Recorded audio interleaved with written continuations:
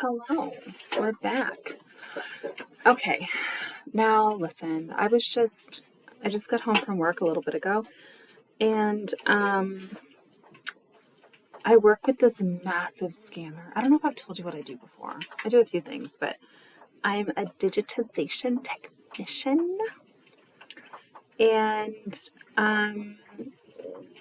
the rabbit bit the cord. Okay, I'm getting distracted. So, what I do is I digitize documents, specifically news. Hi, Timmy just noticed that I'm home. Specifically documents, specifically newspapers from the 1800s and early 1900s. Anyway, so I work with this ginormous scanner that my boss is very excited about. It's as big as a car. It's like cutting edge technology. There's like only one in Canada or something. And anyway, it has a huge glass lid. Is that what I would call it? Anyway, it works with an air compressor. The glass is like this thick. So I'm in there. So the glass goes like this. And I'm in there arranging newspapers, getting them all lined up. And didn't I must have stepped on the pedal that brings the glass down. Because that thing came down on my head. And I am suffering. So I have this big goose egg on my head. And my neck is killing me. So anyway, I'm hoping it doesn't get worse because I really don't want to go to the doctor and be like, hey. I don't know what they would do. They probably wouldn't do anything for me anyway. So anyway, but now I'm just feeling sorry for myself. You know how sometimes when you get hurt and then you're like, when I'm sad. That's how I feel. So I'm like, well, I might as well go read because that'll cheer me up. All right, I've got a mouthful of gum, so I'm trying to park it. So where we left off was that, can't do it. I gotta get rid of it. Okay. Where we left off was that Margaret was quite, hoity-toity, and she's saying, it doesn't matter how close. Timmy, get out of here. Come on, probably chewing something precious. Go. So, sorry about the light, goodness. It doesn't matter how close someone is to her, she still requires them to use her titles. Mom, darling, which is hilarious, which is incidentally the title of the Princess Margaret book that I have on hold.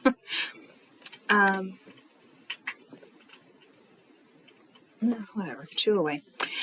All right, so. No.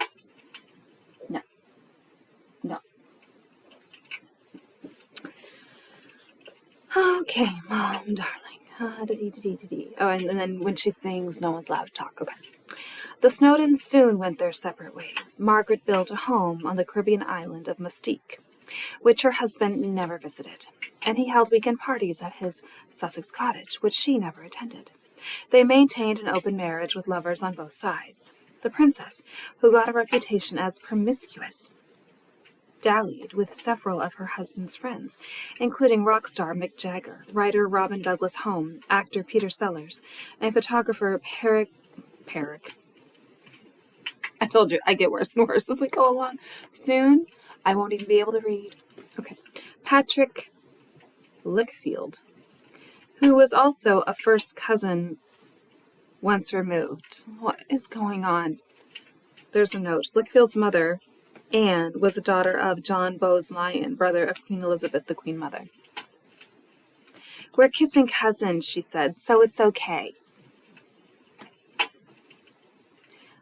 And that makes me sick to my stomach. Snowdon, too, engaged in extramarital affairs, including a year-long romance with Lady Jacqueline Rufus Isaacs, the 22-year-old daughter of the Marquess of Reading. But he objected to his wife's romance with the nephew of former Prime Minister Sir Alec Douglas Home. Oh, isn't that funny how they do that? It's like, oh, I can, but you can't. The romance had started in December 1966 when Snowden was traveling on a photo assignment for the Sunday Times. Upon his return, he learned that his wife had spent the weekend with Douglas Home at his country estate. Snowden flew into a rage, and Margaret quickly ended the relationship. The aristocrat fell further into alcoholism and drug addiction. A year later, he committed suicide. He had begged the princess to leave her dismal marriage, but she refused. In an exchange of letters with Douglas Home, she wrote that she was too afraid of her husband. "Darling, I can't. I don't know what lengths he won't go to, jealous as he is, to find out what I am up to, and your movements too. Can I make you happy from a distance? I think we can, just by being there for each other. Promise me you will never give up, and you will go on encouraging me to make the marriage a success, and that given a good and safe chance, I will try and come back to you one day. I daren't at the moment." This is the most toxic thing I've ever heard. Timothy's right by my feet, chewing on his paper tube.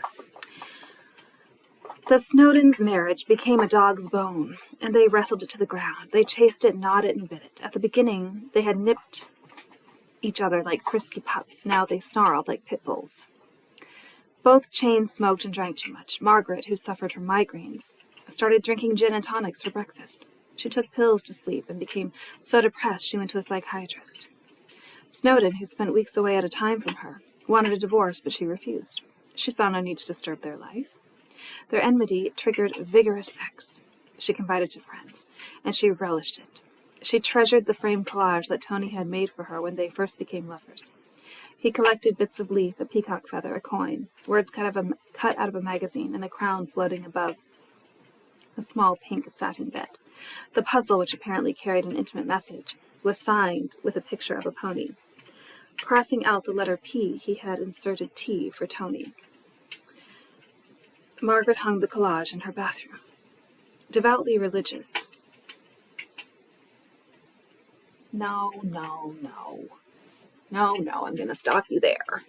That's not what devoutly religious means. This is what drives me crazy, is that when someone's like, oh, I'm so super religious, it's like, no, if you are religious, then you will abide by a certain morality and ethics in your life. Like, I don't know what deeply religious, if your faith isn't affecting the way you conduct your day-to-day life, it's not, you're not actually, you can't say that you might be religious as in you go through motions, you go through ritual, and you believe in a higher power, but you're not devout. Being devout is something else. Being devoted is something else, because being devoted requires you to give up something of yourself in favor of something else.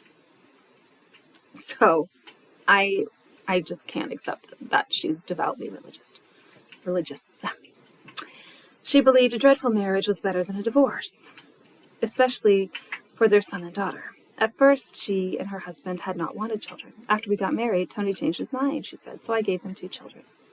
Now she wanted to keep the marriage together because of 6-year-old David and 3-year-old Sarah. Margaret also knew that a member of the House of Windsor was forbidden to divorce, and for her, divorce seemed inconceivable. I do not say I don't want a divorce, she told a friend, but I believe it is my duty to keep my solemn vows. Well, part of your solemn vows are that you pledge to keep yourself, what's the phrase? It's like, keep ye only unto him, keep ye only unto her, which means that you will be physically and emotionally and spiritually faithful to one another. So I don't know what vows people are talking about when they could just be hopping in and out of bed with everyone else and their dog. But they're like, no, I honor my vows. What? Which vow? Just to be like stuck with a piece of paper because they're not living like you're... I don't get it anyway. Every once in a while I'm judgmental. It happens. Especially this. This is so toxic. But I believe it is my duty to keep my solemn vows, my duty to my family, myself, and my country. Snowdon appealed to the Queen, saying his marriage to her sister had become intolerable. The Queen, who shied away from any kind of family confrontation, wouldn't address the subject of her sister's marriage until the Daily Express published rumors of a rift.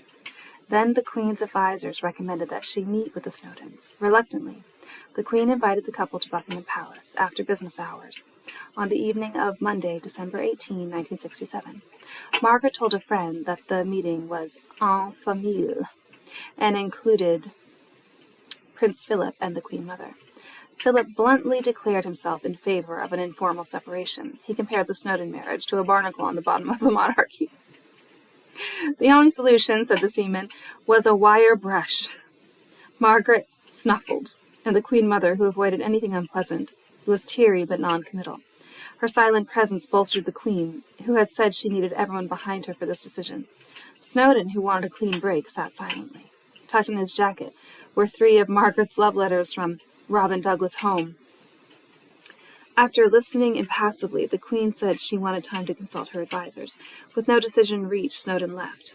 Margaret stayed behind and later told her friend, Sharman Douglas, that the Queen's parting advice was, "Why don't each of you go your own way, but please be quiet about it." Snowdon felt trapped, and he reacted like a caged animal. With his wife at every turn, with no escape in sight, he struck back with pitiless cruelty. He humiliated his wife at every turn, often in front of other people. Let me tell you, the way that I did my hair today, I feel like I have 6 hairs on my head. It's just like, my hair is so fine now. Anyway, we've had this talk before. On a trip to Corfu, Greece, after a long boozy lunch with friends, he suggested that he and Margaret rest for a few hours before their dinner engagement. So they retired to separate bedrooms for a nap. An hour later, the doorbell of their suite rang. Margaret told me that she had called to Tony to answer the door, but he pretended to be asleep, said a friend. The bell kept ringing, so finally she got up. Do they not have anyone with them? She was in her nightie and her hair in rollers. 6 people were standing at the door. They said that Tony had invited them for tea. Margaret realized that Tony had set her up simply to make her look foolish. Wow. The princess retaliated in London by tipping a pot of coffee over his negatives. "Oh, so sorry," she said with sing-song sarcasm. At a New York City party given by Sharman Douglas, Margaret held court on one side of the room. Snowdon entertained friends on the other. The hostess, whose father was U.S. ambassador to Great Britain in 1947, shuffled between them. Greeting Margaret, she inquired about the Queen. "Which Queen are you referring to?" said the princess, waving her cigarette holder. "My sister, my mother, or my husband?" At the end of the evening, the princess wanted to thank the kitchen staff. She expected her husband to accompany her, so she sent an aide to fetch him. "Sir, Her Royal Highness is ready to go into the kitchen." Snowdon ignored the man and continued talking. The aide waited. He cleared his throat and tried again, but Snowdon kept chatting. Finally, the aide interrupted. "Sir, I beg your pardon, but Her Royal Highness is ready to go into the kitchen." "Really?" snapped Snowdon. "And what is she going to do in there? Scramble some eggs?" A week later, the Snowdons attended a private party in London. "It was ghastly," recalled their hostess. "When we sat for dinner, Tony put a bag over his head." Well, doesn't that just sound like Miss Fergie, who, on her way home from, where was she? Anyway, everything was going to pot, and everything was going to pot, and she's on a plane, and she puts a sick bag over her head and says, "Ring, ring, ring, ring." Put a bag over his head. Where'd he get the bag? Where was the bag? Is that a saying? I just don't know. When you're sitting down to dinner, where would the bag come from? All right. So he put a bag over his head. Oh my God. The first course was served. He did nothing. Nobody addressed a word to him, just pretended he wasn't there. Finally, Princess Margaret said, "Why are you wearing a brown bag over your head?" I guess he brought it with him. "Because I can't stand the fucking sight of you," he said. He left a note on her dressing table, headed, 20 reasons why I hate you. No one was spared the bickering. In front of friends, Snowden belittled his wife's appearance and her taste in clothes, especially her shoes, which she had custom made to make her look taller. "Oh, Mom, what a pretty parachute silk," he said, as she swept into their drawing room for a dinner party. She was wearing a flowing blue chiffon caftan designed to conceal her recent weight gain. He looked down at her high-heeled platform shoes. "Oh, and I see we have on our finest little pre-war peep toes," later he added. "You look like a Jewish manicurist." He is mean. I mean, what's wrong with looking like a Jewish manicurist? At the beginning of their marriage, Snowden helped his wife perform her royal duties, for which she received an allowance of $45,000 a year. "He was very good for me, then," recalled the princess, who admitted that he charmed where she offended. She once shocked the head of a children's organization by announcing, "I don't want to meet any daft children." Later, he chafed at the indignity of escorting her to hospital openings, ship launchings, and tree plantings. He especially resented the implication that he was a kept man. "I support myself," he told reporters. "I pay $2,500 a year in taxes." By then, he had resumed his career as a photographer with the Sunday Times. Photographed by Snowden was a prized credit line for the newspaper. He enjoyed access to people unavailable to other photographers. The actress Vivian Merchant, or Marchand, attributed this entree to his marriage, not his talent. "Of course, the only reason we artistes let you take our pictures," she told him one evening at a dinner party, "is because you are married to her." She stabbed a finger towards Princess Margaret. Snowden seethed. His troubled marriage was known to journalists, who gossiped among themselves, but never committed their stories to print. "I remember going to Kensington Palace to look at a photo shoot," recalled a Times staffer. "Snowden and I were sitting down poring over proofs. I did not know the princess had entered the room until I heard her high-pitched voice over our shoulders. 'What pretty pictures,' she said." "Oh, God," said Snowden, hissing with irritation. He refused to stand up, just jerked his head toward Her Royal Highness and said, "Meet the Chief Sea Scout." And there's a note. The Sea Scouts are the maritime counterpart of the Boy Scouts. They tie knots and cook sausages in tin cans. Margaret was their honorary patron. "It was a biting remark, incredibly rude, and intended only to humiliate her," said the embarrassed reporter. He then ignored the princess for the next 15 minutes until she finally left the room. He sighed with relief. Good Lord. It takes a lot of work to be that miserable, I'm telling you. It's so much easier to just try to get along with someone. "The couple's carping made their friends uncomfortable. The marriage could never have worked," said one woman. "There was an evil fairy at Margaret's christening, and Tony, who is admirable and interesting, is hugely demanding. Both of them wanted to be stars, and their stars collided. He was more talented, but her appetite demanded constant attention, and he could not and would not give. She has a male ego, in that it's voracious. Voracious? He's got one too, but he deserves his plaudits." One moment.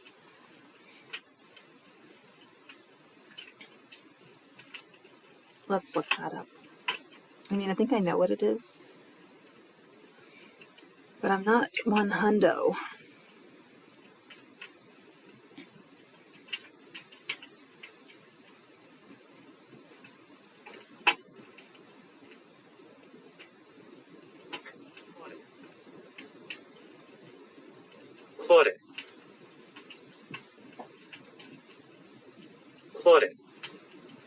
Plaudit. It means an expression of praise or approval. Yes, well, I was correct.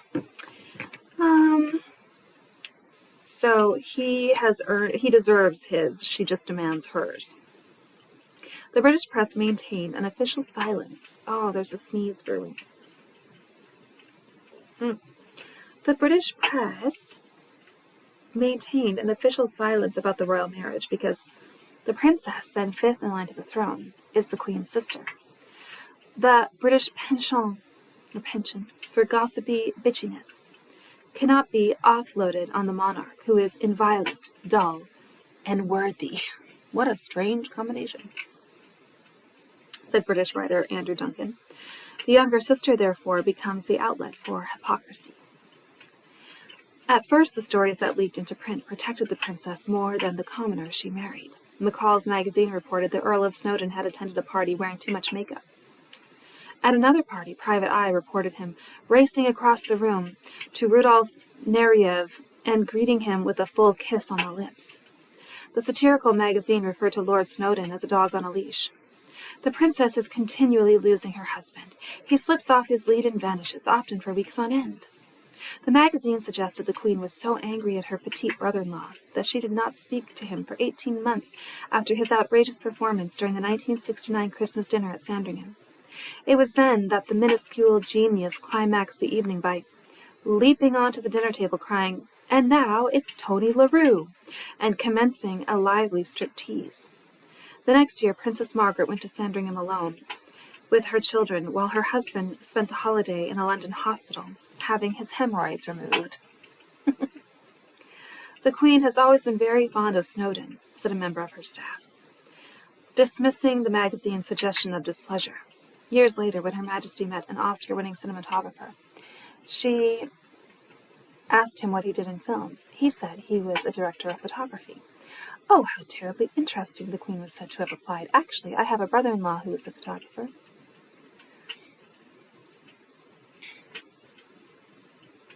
"How terribly coincidental," the cinematographer responded. "I have a brother-in-law who's a queen." Her Majesty moved on without saying another word. Behind the rumors about the Snowdons' royal marriage lay a sordid mess of drinks, drugs, bright lights, and wild nights. But worse than anything were the cracking rows, recalled the former lady-in-waiting for the princess, dehumanizing to them and those around them. Tony traveled on photographic assignments, Tokyo, Melbourne, New York, as much as he could get away, and Margaret longed for him to go. But after a week without him, she'd get bored. During a 3-week assignment in India, Snowdon did not contact his wife. After the first week, the Times photo editor began receiving daily calls from the princess, inquiring about her husband, who cabled the newspaper 3 times a day, but didn't communicate with her. When the photo editor was unavailable, his assistant took the calls from Kensington Palace and left messages on the editor's desk. "HRH called," or "It's Mom again."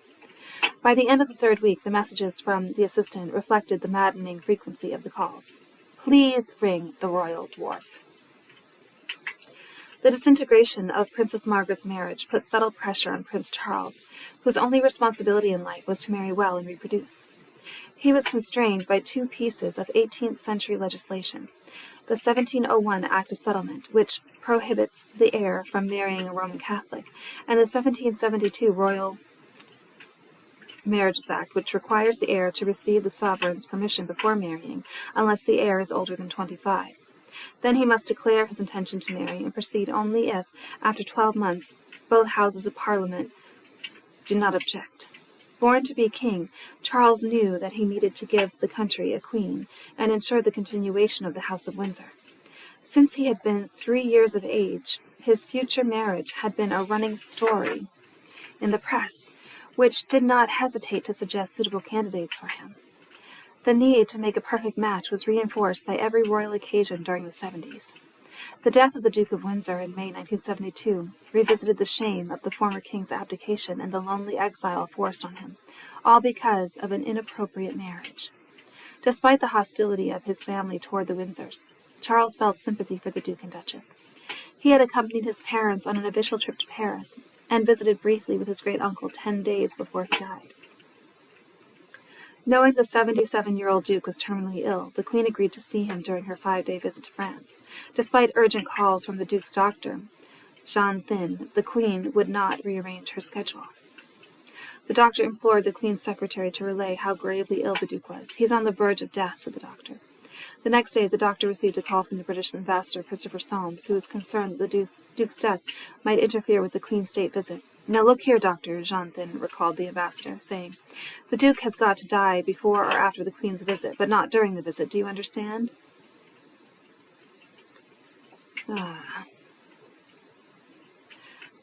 Wow, that's wild. A reporter questioned the Queen's secretary about Her Majesty's apparent callousness towards the Duke of Windsor. The Queen's secretary told the reporter, "You know he's dying. I know he's dying. But we don't know he's dying. Charles, who does that mean she doesn't actually know? Charles, who accompanied his parents to the Windsors' home in the Bois de Boulogne, I'm so bad at some, Lord help us, outside Paris, had been jolted by the sight of the fragile old man wasted by throat cancer. Although racked and emaciated, the former king had insisted on getting out of bed to pay proper homage to his sovereign. Charles was touched by his gallantry. The Duchess of Windsor, who had been reviled by the royal family, found the Queen cold and remote. Her manner as much as stated that she had not intended to honor him with a visit, the Duchess told the Countess of ROYALS. But she was simply covering appearances by coming here because he was dying and it was known that she was in Paris. Upon the Duke's death, Charles wanted to extend kindness to the Duchess, who had been vilified for so long by the royal family. He graciously offered to meet her plane in London and to escort her to her husband's funeral, but the palace said no. The Queen's courtiers explained that as heir apparent he would embarrass the throne by making such a royal gesture to a twice-divorced commoner. Like, honestly, this is just wild as wild can be. It might be misinterpreted, said the Queen's secretary. Charles realized that the obstacle continued to be the Queen Mother, and he could not offend his beloved grandmother. So the Earl Mountbatten of Burma was dispatched to meet the Duchess. She was invited to stay in Buckingham Palace, but only for the duration of her husband's funeral. Immediately afterward, everyone in the royal family went to Windsor and left the Duchess by herself, recalled one of the Queen's stewards. I was working in the gold and silver pantry then, and I remember them all. The Queen Mother, the Queen, the Princess Margaret, planning to leave for the country without the Duchess of Windsor. It was despicable to treat her like that after all those years. I can still see her thin and withered face peeking out from the window shears of Buckingham Palace after everyone left. She looked so alone and bereft. For Charles, the importance of marrying well was again underscored in November 1972, when he and his sister held the dinner party to celebrate his parents' silver wedding anniversary. The country paused to honor the Queen's 25-year marriage to Prince Philip in a celebration that lasted all day. School children were given a holiday, and the Queen invited 100 couples to attend a commemorative service in Westminster Abbey. Although the couples were all strangers, they shared Her Majesty's wedding date, so she invited them to pray with her. At the end of the service, the Duke of Edinburgh moved into the center aisle and crooked his arm to escort his wife out of the Abbey, just as he had on their wedding day. But Her Majesty was no longer looking in his direction, so the arm was not taken. The couple walked out side by side, smiling but not touching, a reflection of their marriage, which was an effective partnership, congenial but not intimate. Thousands of people poured into the city of London to hear the Lord Mayor praise the Queen as an unfailing example in public and private life.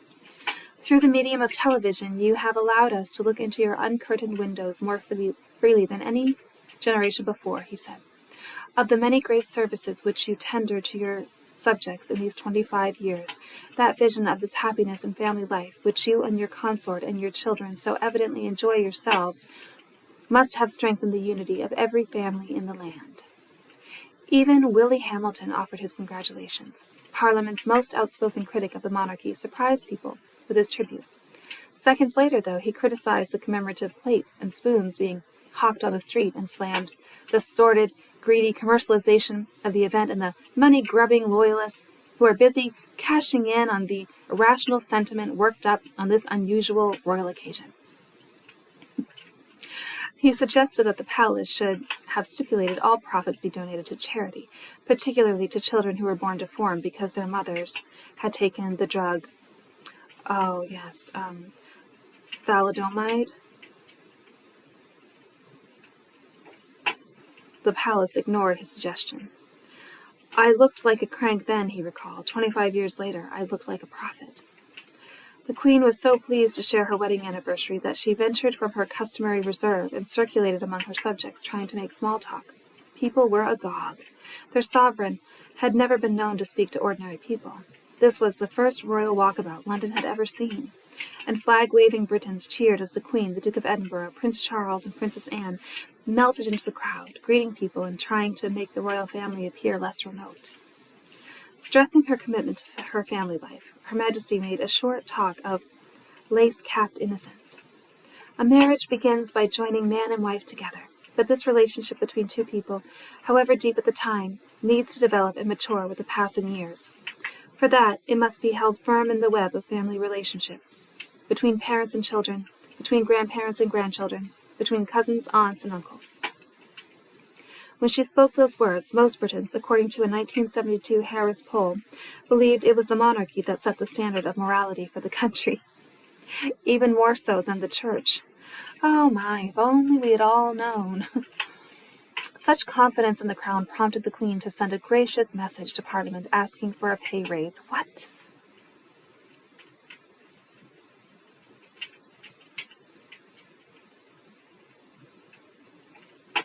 What? For herself? Although 1 million people were out of work at the time, no member of Parliament except one wanted to deprive the sovereign of her tax-free allotment from the civil list. There's a note. Former MP Willie Hamilton told the author in 1993, "I was subjected to assassination threats when I demanded an investigation of royal finances. The Queen's advisers arrogantly told us to give them the money. Never mind what the Queen is worth, they said. Never mind how rich she is. We want more money. You give us the money." And we very tamely did. They knew they had a subservient government, and that we were afraid of doing anything to offend the monarchy. Then.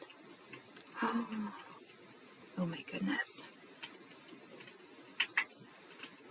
Why should she get millions when old-age pensioners will die of cold and starvation this winter? Hamilton asked from the floor of the House of Commons. Outraged Tories rushed to their feet, shouting in protest. The Labour MP paid no attention. "And look at this," he thundered, waving a list of the Queen Mother's staff of 33, including 5 ladies of the bedchamber and 11 women.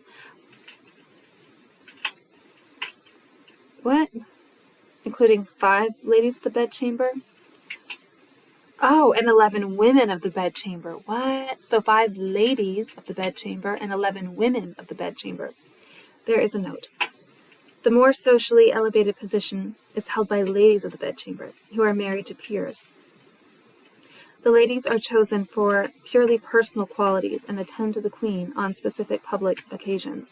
The women of the bedchamber work full-time shifts of 2 weeks at a time and attend to personal needs such as shopping and answering letters.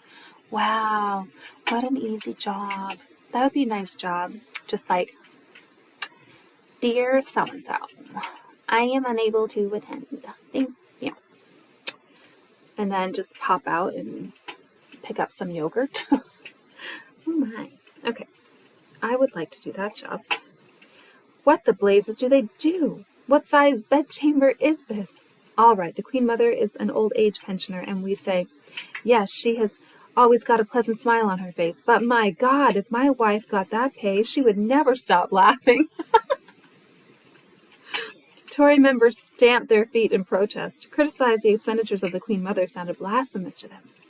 "This is an obscene speech," yelled one Conservative MP, but Hamilton pushed on, objecting to the raise proposed for Princess Margaret. "For this expensive-kept woman," he roared, "she should be sacked." Not even Her Majesty was immune. Hamilton harumphed. "There are 1,000 women in my constituency who could do the Queen's job." I mean, it's probably more than 1,000. At first, the palace had tried to ignore Hamilton and dismiss him as a nuisance. "He is a bloody communist," said Prince Philip, who had been criticized in Parliament for saying that England should worry more about its deserving rich than its hopeless poor. Outrage in the House of Commons over that comment forced the Prime Minister, James Callaghan, to remind critics of a long-established custom to speak with respect of members of the royal family. There was no such rebuke from the Prime Minister after Willie Hamilton's attack. And there's a note. "The Duke of Edinburgh is a useless, reactionary, arrogant parasite," said Arthur Latham, a Labour MP. "He is the most well-paid Social Security claimant in Britain simply for being his wife's husband." Oh my goodness. "He's just a common little Scotsman," said Princess Margaret, spitting out "common" like a fur ball. There's a note. The Queen also used the word common as an indictment.